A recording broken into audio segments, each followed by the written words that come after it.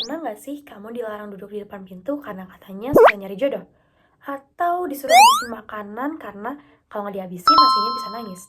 Atau yang paling absurd nih ya, kalian kalau nyapunya nggak bersih dapat suami yang brewok.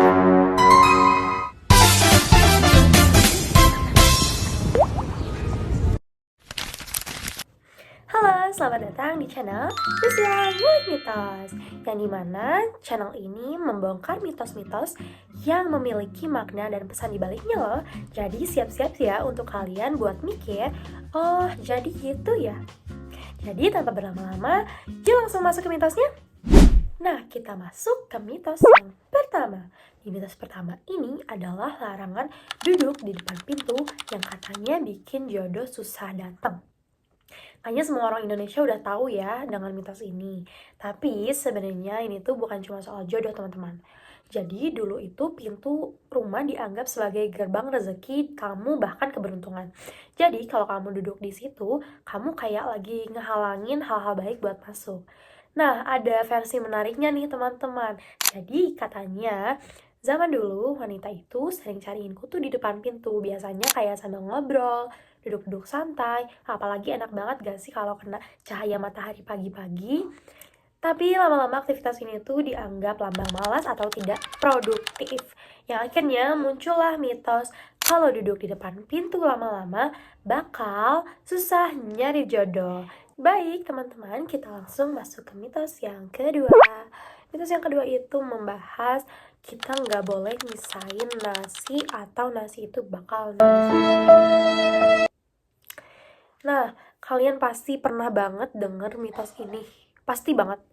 Pasti teman-teman juga ada yang percaya dengan adanya mitos ini. Sama seperti saya juga mempercayainya. Dan saya mempercayai bahwa nasi itu bakal nangis. Karena saya mikir bahwa nasi itu berbicara kepada saya seperti ini.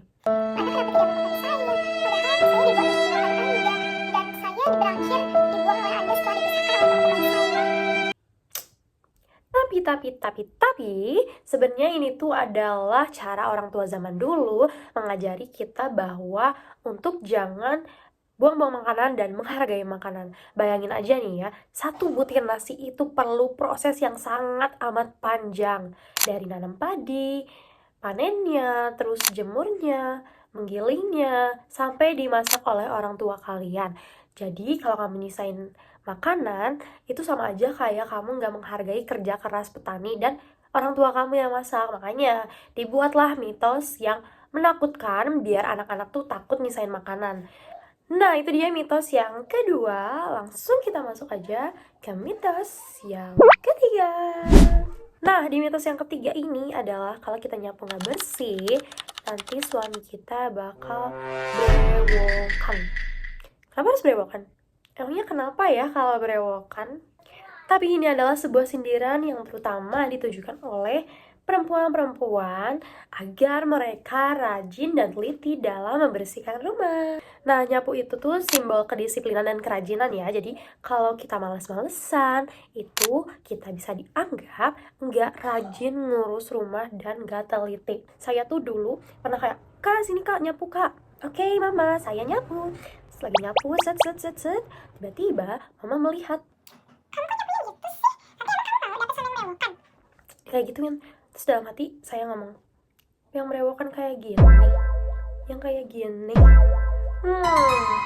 Nah, mitos ini tuh soal suami berewokan itu jadi semacam ancaman lucu supaya anak perempuan dulu tuh lebih niat bantu-bantu rumah, lebih teliti dan lebih rajin.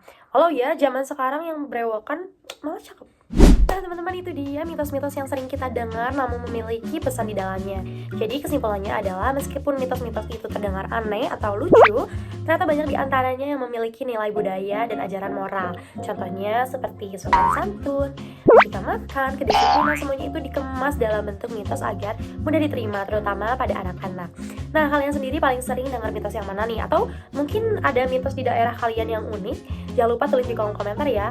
Oh iya, kalian harus like, comment, share, subscribe, dan jangan lupa nyalakan loncengnya agar kalian semua tidak tertinggal konten-konten seru lainnya di channel Priscilla Ngulik Mitos. Sampai jumpa lagi, bye-bye.